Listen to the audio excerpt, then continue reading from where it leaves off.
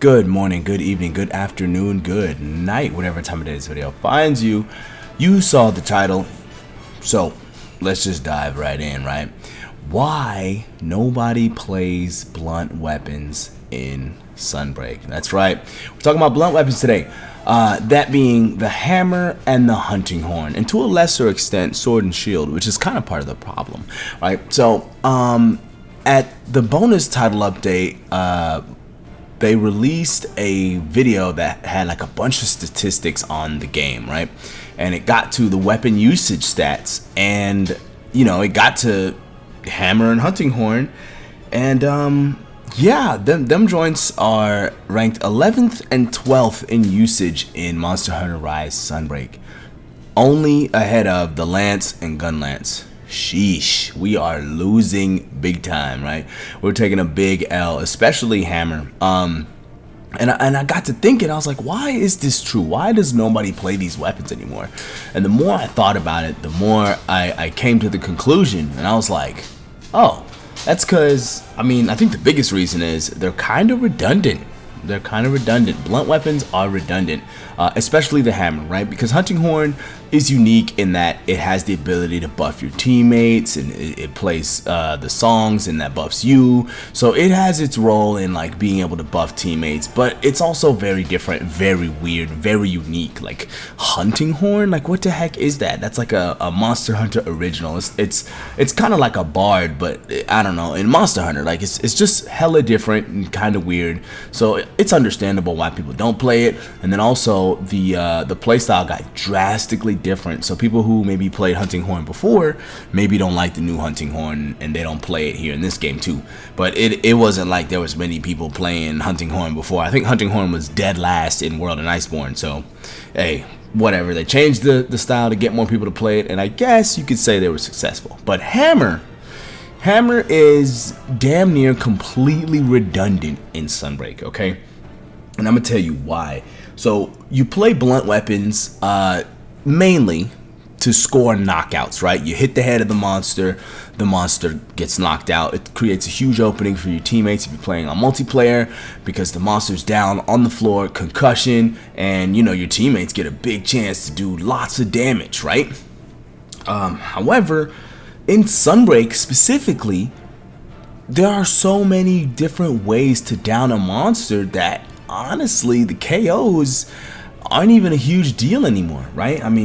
We have wyvern rides, which could be 2 to 3 downs in a row, right? If you wyvern ride a different monster to your target monster, that monster gets knocked down, your teammates are beating it up while you're beating it up with the monster, and then when you push Y, right, then you can wyvern ride the actual target monster, you bonk it into a wall, and then it's down again, right? And you can just chain those together super easily. So boom, that's easy, right? Another reason why doing KO damage and trying to score a knockout is redundant is because damn near everyone can do it. If you got the Thunder Beetle, anybody could KO a monster. It's super easy to score a KO after you find or use a Thunder Beetle. And then with the Starburst bugs, right, if you're using a Thunder weapon, you can just hit the bugs, turn it into a Thunder Starburst Beetle, and then it gives the monster Thunder Blight, which makes every weapon damn near a super hammer. Like, you're gonna score a KO. Like if you have a monster with Thunder Blight and you can't KO it, bro, you got bigger issues. You know what I'm saying? So there's that. And then there's also the problem with sword and shield. Sword and shield, arguably in this game, is as good as, if not better than, a hammer, right? The sword and shield skill, Metsu Shoryu Geki, right? You land that, it's a counter, and if you land it and hit the head with it, you're gonna deal tons of KO damage, while also countering whatever the monster hits you with, so you're kind of invincible for a little bit. And you're a sword and shield, you still have the ability to cut tails, and you can heal while unsheathed. So why play hammer to score KOs, right, when you could play sword and shield, score KOs, cut tails, and kind of help your teammate out with wide range if you want to, or have quicker access to heals, and you have a shield to block. Hammer does not have that, and it has one of the worst counters in the game in Water Strike.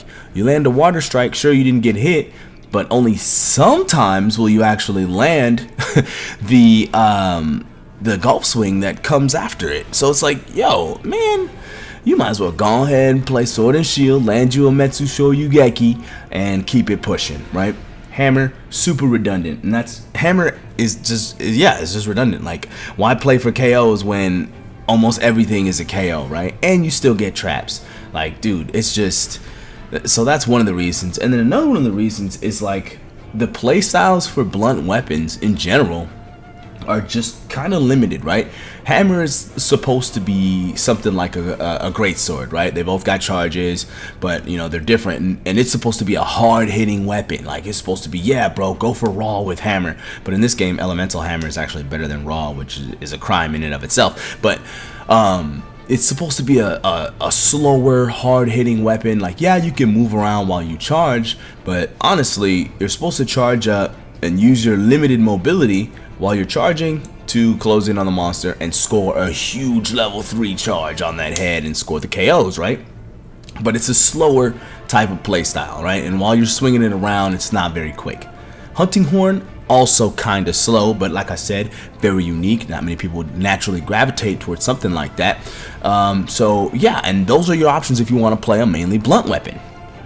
I have said this before, that I think Monster Hunter needs a quicker blunt type weapon, right? Something like dual blades, but blunt, right? I mean, I want a knuckle type weapon to come through, or maybe like the Tonfas to be, you know, remade so that they fit in mainline. But still, I think blunt weapons need a quicker play style rather than hammer and hunting horn, right? Because if you play hammer and you're not really comfortable with the game yet, and you feel like, man, this is kind of too slow for me, right? Then you're going to gravitate to longsword or dual blades, right? Both of which are number 1 and number 2 on the weapon usage statistics respectively. So boom, I think if we had a quicker blunt weapon, then maybe we can get some actual good blunt weapon representation in the usage statistics. Cool. So yeah, that's pretty much all I want to talk about today, is why the hammer and the hunting horn took an L in Sunbreak, man. We out here suffering. Hopefully Monster Hunter 6 gives us some justice, gives us some of our power back, and makes us not so redundant. Because man, when you can just do knockdown after knockdown after knockdown, and then monsters just have states that you got to knock them out of, which also kind of seems and counts like a knockdown, it's like, damn, no wonder ain't nobody playing hammer. So yeah, hammer bros, let me know if you're feeling this type of way as well. As we all know, hammer is my favorite weapon in Monster Hunter, period, full stop. Let me know how you guys feel about the way hammer went, and hunting horn to a lesser extent, hammer was in Sunbreak. Do you feel shafted? Do you feel like we should have got some buffs? Let me know in the comments down below. I plan on replying to each and every comment that hits this video. And as always, people, happy hunting. Peace.